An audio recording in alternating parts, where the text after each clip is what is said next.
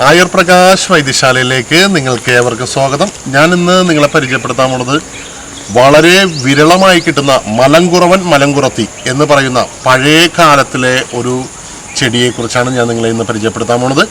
ഇതിനെ വേറൊരു പേരും പറയും, കാട്ടുഞെരിഞ്ഞിലി. സാധാരണ ഞെരിഞ്ഞിലി കാട്ടിലുണ്ട്, ഇതല്ല. ഉൾവനങ്ങളിലൊക്കെ കണ്ടുവരുന്നതാണ് ഈ മലങ്കുറവൻ അല്ലെങ്കിൽ മലങ്കുറത്തി എന്ന് പറഞ്ഞ ഈ ഞെരിഞ്ഞിലി. അപ്പോൾ ഇതിൻ്റെ വിത്തുകൾ എന്ന് പറഞ്ഞാൽ വിത്ത് ഇതാണ് കണ്ട, ഞെരിഞ്ഞിലി പോലെ തന്നെ ഇരിക്കും ഇതിൻ്റെ വിത്ത്. അതിലും കുറച്ച് വ്യത്യാസങ്ങൾ ഉണ്ടാവും, പക്ഷെ ഇതാണ് അതിൻ്റെ വിത്ത്. അപ്പോൾ ഇത് ഉപയോഗിക്കണം എന്തിനാണെന്ന് വെച്ച് കഴിഞ്ഞാൽ സ്ത്രീകളുടെ സംബന്ധമായിട്ടുള്ള രോഗങ്ങൾ, മൂത്രം പോവാതിരിക്കുക, മൂത്രത്തിൽ പുകച്ചിലുണ്ടാവുക, അസ്ഥിയുരുക്കത്തിന് ഉപയോഗിക്കും. അതുപോലെ തന്നെ ആണുങ്ങൾക്ക് ലൈംഗിക ശേഷിക്ക് ഉപയോഗിക്കും. ആണുങ്ങൾക്ക് ലിംഗവളർച്ച ഇല്ലാത്തവർക്കൊക്കെ തന്നെ ഇത് കഷായം വെച്ച് കുടിച്ചിട്ടുണ്ടെങ്കിൽ കിട്ടും. അപ്പോൾ ഇത് കഷായം വെക്കണത് എങ്ങനെയാണെന്ന് വെച്ച് കഴിഞ്ഞാൽ ഇതൊരു 50 ഗ്രാം എടുക്കും. എന്നിട്ട് വെയിലത്തിട്ട് നല്ലവണ്ണം ഉണക്കി പൊടി ആക്കിയതിന് ശേഷം അശ്വഗന്ധാദി ചൂർണം ഒരു 100 ഗ്രാമിലേക്ക് മിക്സ് ചെയ്യുക. എന്നിട്ട് അത് മിക്സ് ചെയ്ത് കഴിഞ്ഞതിന് ശേഷം ഒരു 10 ഗ്ലാസ് വെള്ളം വെച്ചിട്ട് അതിലേക്ക് 1 ടീസ്പൂൺ ഇട്ടിട്ട് തിളപ്പിക്കുക. നല്ലവണ്ണം കഷായം വെച്ചെടുത്തതിന് ശേഷം 5 ഗ്ലാസ്സാക്കി വറ്റിച്ചെടുക്കാം. എന്നിട്ട് നിങ്ങളിത് കഴിക്കണമെന്നുണ്ടെങ്കിൽ ലൈംഗിക സംബന്ധമായിട്ടുള്ള രോഗങ്ങൾ, ലൈംഗിക ശേഷി ഉത്തേജനമായിട്ടൊക്കെ നിങ്ങൾക്ക് ഉപയോഗിക്കാൻ പറ്റും. പിന്നെ കിഡ്നി സ്റ്റോൺ, മൂത്രാശയ കല്ലുകളൊക്കെ, മൂത്രത്തിലുണ്ടാകുന്ന തടസ്സങ്ങൾ എല്ലാം പോകാൻ നല്ലതാണ്. അപ്പോൾ ഇത് നിങ്ങളിതെല്ലാവർക്കും ഷെയർ ചെയ്യണം. കാരണം ഇന്നിത് വളരെ വിരളമായിട്ടാണിത് കാണുന്നത്. ഇന്നിതൊക്കെ നഷ്ടപ്പെട്ടു തുടങ്ങി, നമ്മുടെ നാട്ടിലില്ലാതെ.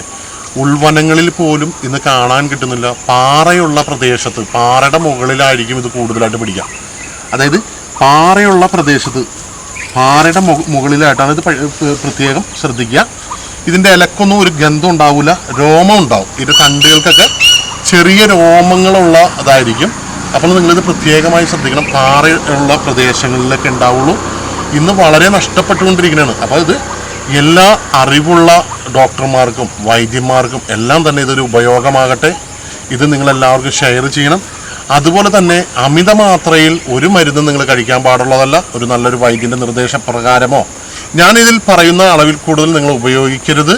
അതുപോലെ തന്നെ അതിന് മേലെ കഴിക്കണ വൈദ്യൻ്റെ അടുത്തോ ഡോക്ടറിൻ്റെ അടുത്തോ പ്രത്യേകമായി നിങ്ങൾ ചോദിക്കണം.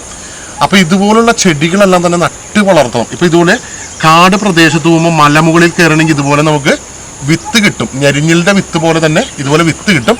ഇത് ഉണക്കി സാധാരണ നമ്മൾ നട്ടിട്ടുണ്ടെങ്കിൽ മുളയ്ക്കും. പക്ഷേ ഇതിന് ചൂട് ആവശ്യമുണ്ട്. അതിൽ പാറയുടെ മുകളിലെ ചൂടുണ്ടെങ്കിൽ, അല്പം ചൂടും തണവുണ്ടെങ്കിൽ മാത്രമേ ഇത് പിടിക്കുള്ളൂ. അപ്പോൾ പ്രത്യേകമായിട്ട് നിങ്ങൾ ഈ ചെടിയുടെ ഫോട്ടോ ഞാൻ അതിൽ വീഡിയോസിലിടും. ഇത് കണ്ട് മനസ്സിലാക്കി മറ്റുള്ള വൈദ്യന്മാർക്കും അനേക ഗുണങ്ങളുണ്ട്. ഇപ്പോൾ ഇതിൻ്റെ ഒരു ചെറിയ ഗുണം മാത്രമാണ് ഞാൻ നിങ്ങളെ പരിചയപ്പെടുത്തിയിട്ടുള്ളൂ. ഇനി ഇതുപോലെ ഒരു പഴയ മൺമറഞ്ഞു പോയ അറിവുമായിട്ട് വരുമ്പോൾ നന്ദി, നമസ്കാരം.